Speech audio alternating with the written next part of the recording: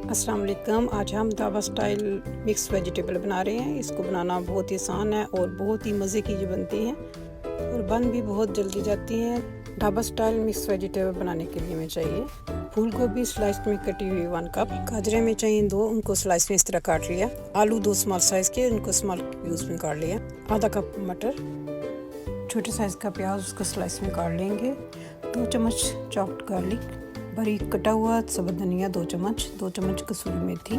आइए अब इसको पकाना शुरू करते हैं। एक पैन में लेंगे आधा कप कुकिंग ऑयल, 1 कटा हुआ प्याज, कुटा हुआ लहसुन 2 चम्मच। इसको 2-3 मिनट के लिए मीडियम हीट पे फ्राई करेंगे। अब इसमें ऐड करेंगे 1 चम्मच ज़ीरा, 2-3 मिनट के लिए और फ्राई किया। अब इसमें डालेंगे सूरज मिर्च आधी चम्मच, कुटी हुई सूरज मिर्च 1 चम्मच, हल्दी पाउडर आधा चम्मच, नमक 1 चम्मच। इसको थोड़ी देर के लिए फ्राई करेंगे। वाटर डालेंगे इसमें हाफ ग्लास और 2-3 मिनट तक इसको भून। अब इसमें जो सब्जियां काट के रखी हैं वो ऐड करेंगे। पहले गाजर, मटर, फिर इसको मीडियम हीट पे चम्मच चलाते हुए भूनेंगे। अब इसमें डालेंगे गोभी, आलू और फिर चम्मच चला के मिक्स करेंगे इसको। इसमें हाफ ग्लास वाटर और डालेंगे। मिक्स किया, कवर किया और 20 मिनट के लिए लो हीट पे पकाएंगे। 20 मिनट्स हो चुके हैं।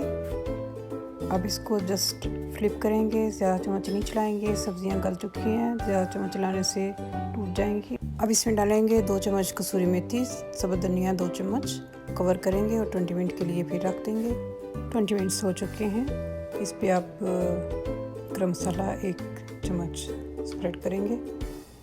Dhaba style mix vegetables ready हैं। इनको आप ब्रेकफास्ट में ले सकते हैं, पराठे के साथ ले सकते हैं और सैर में भी ले सकते हैं। इसके साथ ही मैं इजाज़त चाहूँगी।